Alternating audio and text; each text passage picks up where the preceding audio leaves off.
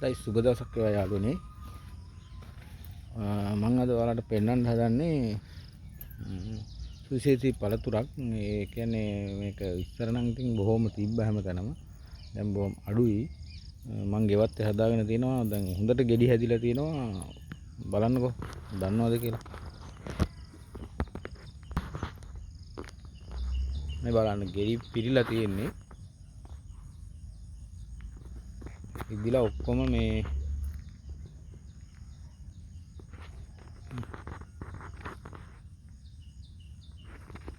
අත්තකම ගෙඩි මාර විදිහට පිරීලා තියෙනවා. ඔක්කොම ඉදිලා තියෙනවා.